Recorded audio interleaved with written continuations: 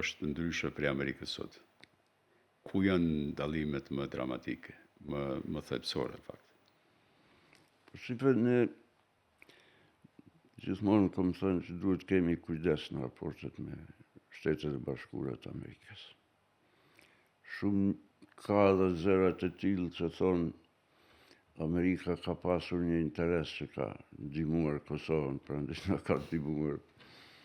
Po mirë në rregull, por edhe interesi ynë ka qenë që t'jemi me Amerikën. Do thënë, kështu që nuk mund të merret si argument. Por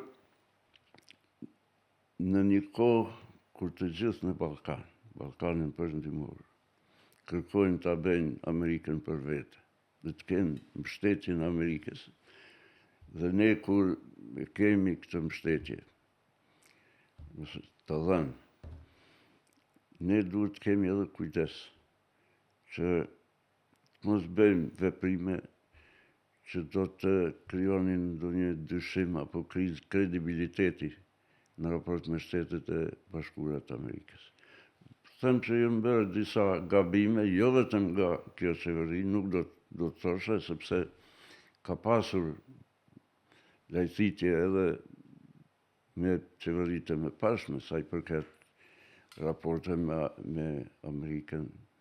Natyrisht gjithmonë në mungesë të konsultimit apo të njoftimit për disa veprime konkrete që kemi ndërmarrë. Kështu që për fat këto hapa që kanë qenë, domethënë, jo shumë produktiv në raport me Amerikën, nuk kanë shkaktuar çarje të mëdha në këto raporte, por duhet na shërbejnë si vërejtje që duhet të kemi kujdes me këto raporte. Por kemi të bëjmë me një Amerikë krejtësisht tjetër prej asaj çfarë kemi pasur. Natyrisht, po, keni të drejtë, domethënë, ardhja e Trumpit, president Trump, krye të administratës amerikane, është një çështje me cilën po merret e tërë bota, është një stil krejtësisht tjetër i qeverimit. Dhe jo vetëm i Trumpit, sepse shumë njerëz të cilët analizojnë këtë mendojnë se ky është një moment kthes, ilustrim i një momenti kthes në cilën Amerika natyrisht prej Obamës së tutje ka paralajmëruar se do të kaloj vëmendja e saj te regioni i Pacsorit dhe të lindjes së largët. Natyrisht prioritetet ndryshojnë të politikës. Tani kemi të bëjmë me një përpjekje ndoshta edhe për të ndryshuar rendin e përgjithshëm global politik dhe geopolitik. I cili është shembur. Po. Që